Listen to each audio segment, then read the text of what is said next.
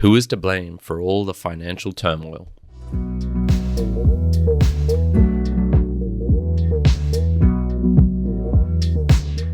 Welcome everyone to another round of the Mere Mortals book reviews. I'm your host here, Kyron, coming back after a bit of a break away where Juan has been taking over. So a big thank you to Juan for the last 5-6 episodes, however many it was that he has done.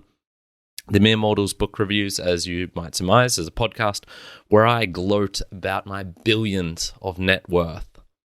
No, that's not what we do here on this podcast, but I am going to be reviewing a book today talking about a lot of money. In fact, it's More Money Than God by Sebastian Mallaby. I don't have the actual book in front of me because I read this on a Kindle whilst I was traveling in Brazil. I've come back to Australia for a little bit and I'll be traveling again fairly soon. But this book was published in 2010. It's about 496 pages, and it took me a fair while to get through. 496 pages is a decent amount. I would say 12 hours, perhaps even a little bit longer. And it's a brief summary of the history of hedge funds in particular, and in particular in the US. So these things, as like all things, they do get created at some point. There is a history behind them.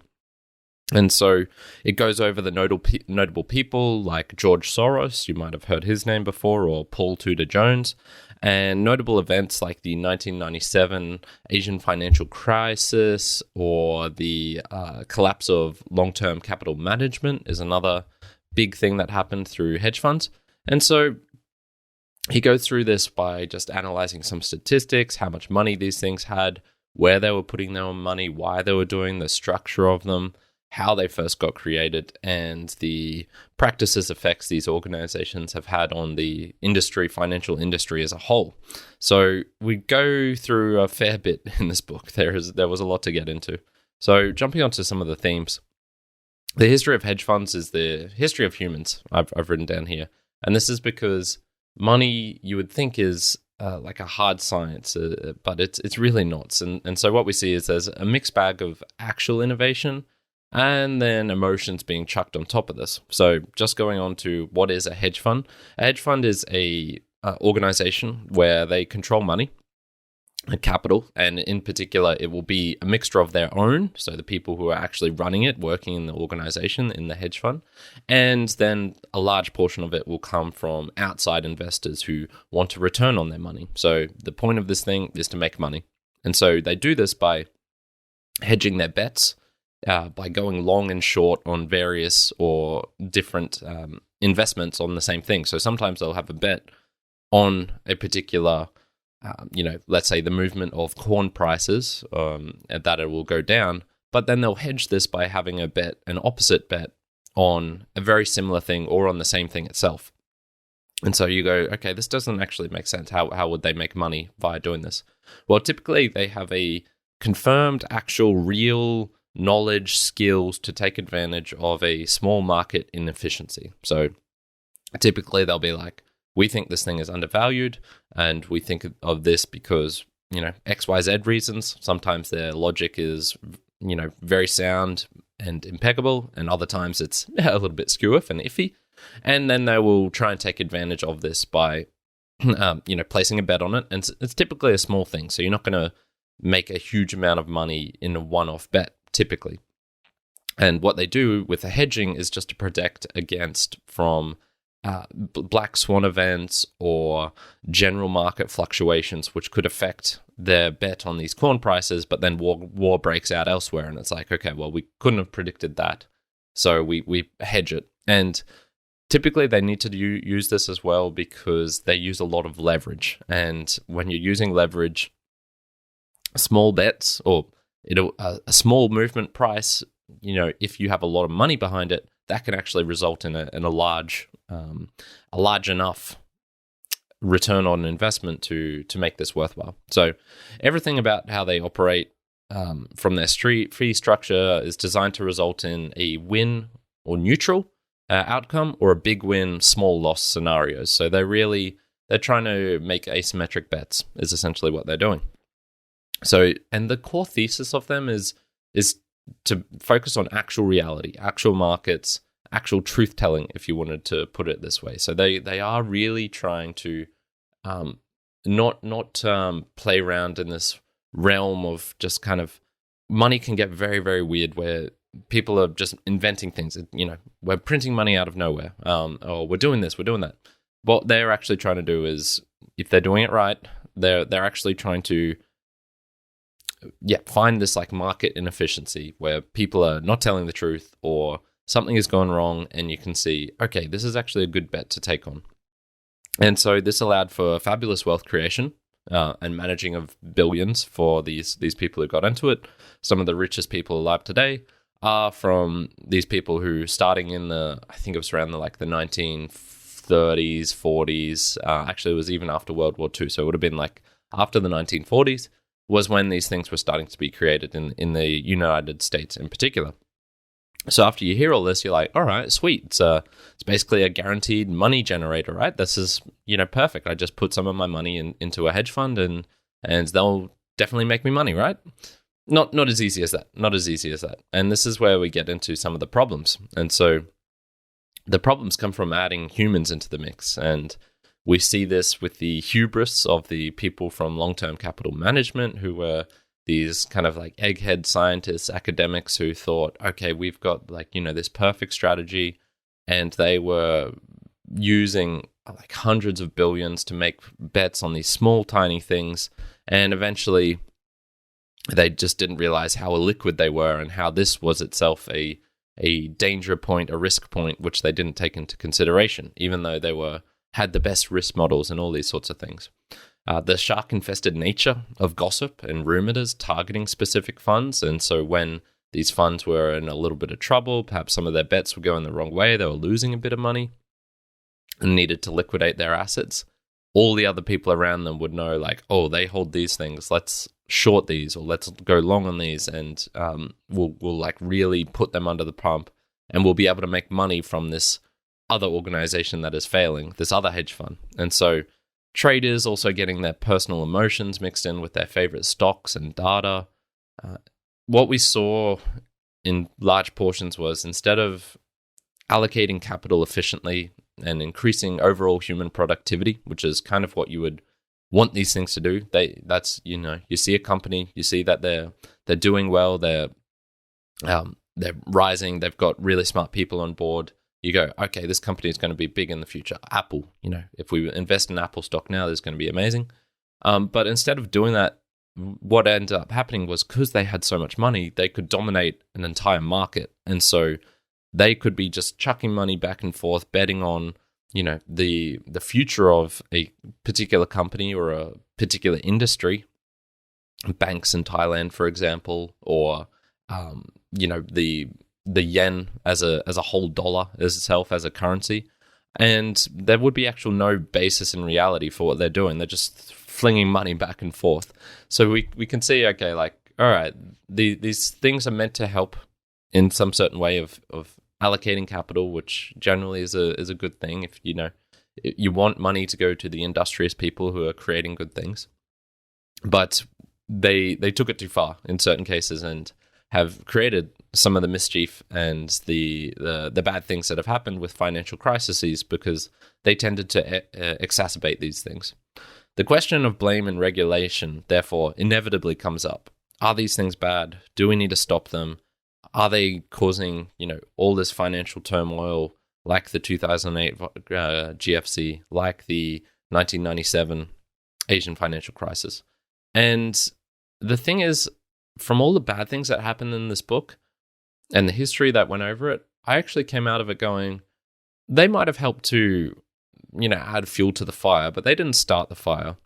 Typically, the worst things, the really bad things, the insecurities, the reasons why these big financial crises happen, it starts with the banks. Like, the banks are just doing crazy things, whether if they're doing things like credit default swaps or, creating these junk bond mortgages or bundles of mortgages like 2008, whether it be this, the monetary policy in Thailand, for example, where they were trying to peg their dollar to this thing because, it helped out this section of the economy, or it helped them, or something like this.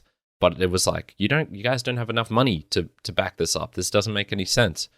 Or even just like British politicians doing whatever they wanted to keep the British pound in some elaborate financial scheme with Germany to have this pegged to this, to do this thing instead of letting it float on the open market.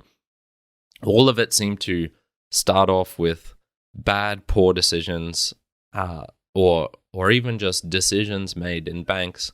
And then the hedge funds came along and they're like, this isn't actually part of reality. What are you doing here? Like, we're going to make some money off you because you're being so stupid, essentially.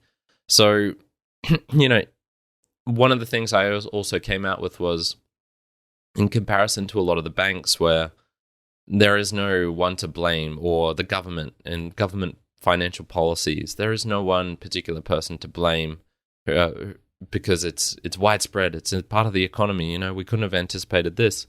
The hedge funds, they have a lot of their own money at stake. They take profits when they make money, and there is a small asymmetry where the people who put money in with them, if they lose money, they don't get penalized for it. Well, they get penalized in terms of not having bonuses and things like that, but they use a lot of their own money at stake. So I came into this thinking like, hedge funds, I'm not sure they're a great thing. And I came out of it being like, I'm still not sure they're a great thing, but I wouldn't certainly put a lot of blame on them for the bad things that are happening financially in the world.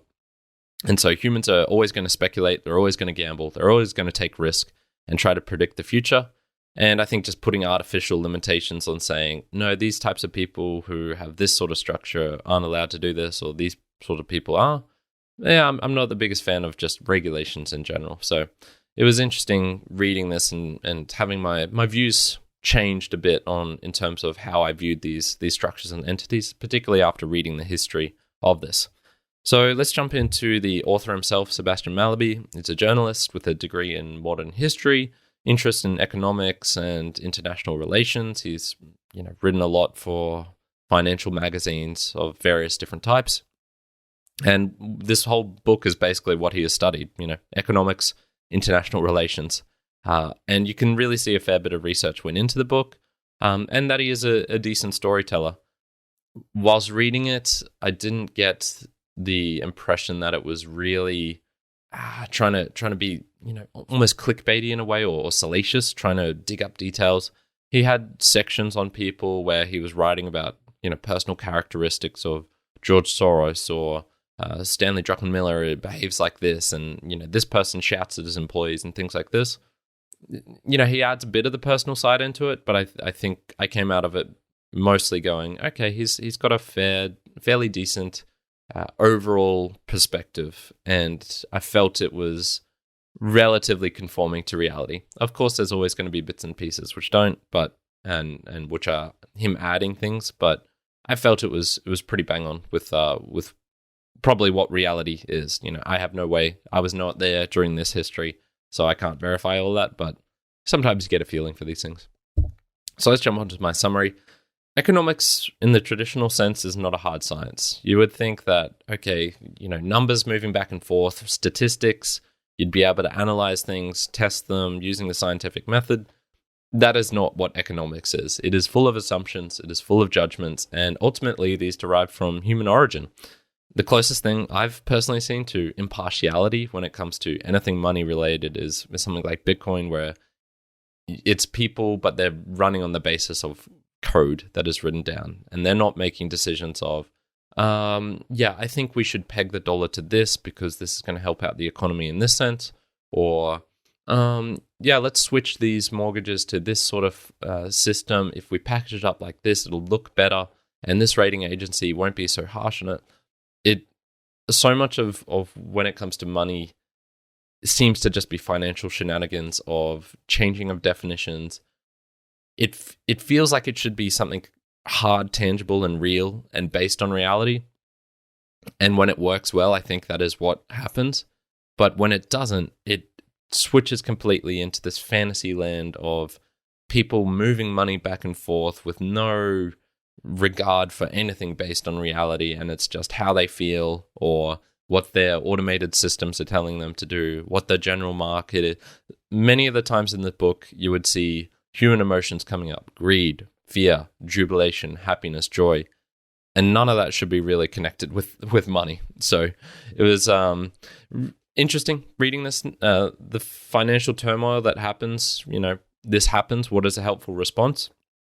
I don't think a helpful response is looking at hedge funds, saying that they're evil, calling and singling out individual people as devils, which seems to happen a bit. That seems counterproductive, and I'm not sure really is a basis for anything improving.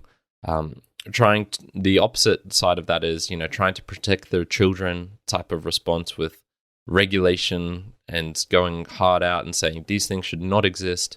We need to stop these people doing this thing, putting more rules and laws and things like that. I also don't think is very helpful. So, there's no like individual actions you can take from this other than, think of your own money. What would you want to do with your own money? I personally don't think that shifting it out to other people's and making it their responsibility, unless you're making so much that it doesn't really matter, that I don't think that's the greatest idea. My personal approach has been, taking individual responsibility, putting it where I think that it has a chance of a better than 50-50 chance of improving in the future, of putting it in an industry or within a market where I think there is more to be gained from this and can add to human productivity. I don't use leverage myself, and using my skills and knowledge to try and predict what I think the future will look like and what things will be needed in the future. And that's how I try and do my own personal finances. And I think that sort of approach is probably it'd be nice if more of reality was being put into effect when people are playing with money, rather than fantasy land of chucking it back and forth to different people and using human emotions. It gets mixed into it. It's very hard to stop that, but the more we can do, the less of that we can add into our financial systems, probably for the better. And this has worked for me. It's been 7.5 years since I've had a proper job, if you want to put it like that. So I've been doing okay with that, and we'll see if we can keep it going. In terms of some similar books recommendations, you really can't go wrong with reading or watching Michael Lewis's The Big Short Inside the Doomsday Machine. Very, very popular movie, and that was based on a book that he wrote all about the 2008 financial crisis. And I believe he has some other books which are kind of like this, which go into looking at money or Wall Street and just being like, what are these people doing? This is absolutely insanity. So very interesting getting into all of that. I'll jump onto this section here, value for value. This is just where I ask you at home to share this, book review with someone if you know someone who would be interested in how hedge funds have been created, what the financial turmoil has resulted in, how their part in playing that. Share this book review with someone, a book lover, someone who's got an assignment perhaps related to financial things. You can do that via any of the mechanisms. This is a video podcast as well as an audio podcast. So just sharing it, word of mouth, really does help out this show. And you can also, if you want to support financially, there is a PayPal link down below. So it very much helps if you send some money in. I would absolutely love to shout some people out as well for helping to support the show. And yeah, then we'll just get on to the last section here, which is just a reminder that I am live here. I'll be doing this 10 a.m. Australian Eastern Standard Time for, I think, the next 2 weeks. And then I'll be heading back off to Brazil.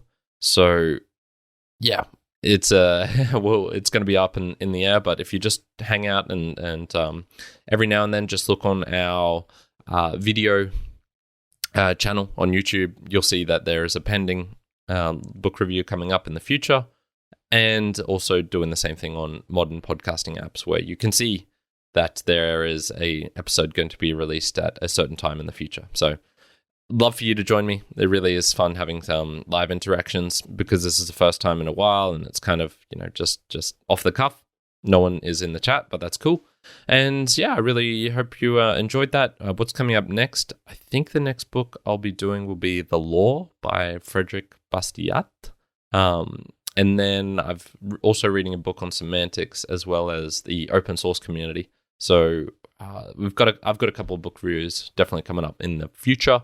And we're going to leave it there for today. Thank you so much for joining me, Modelites. Kyron, out.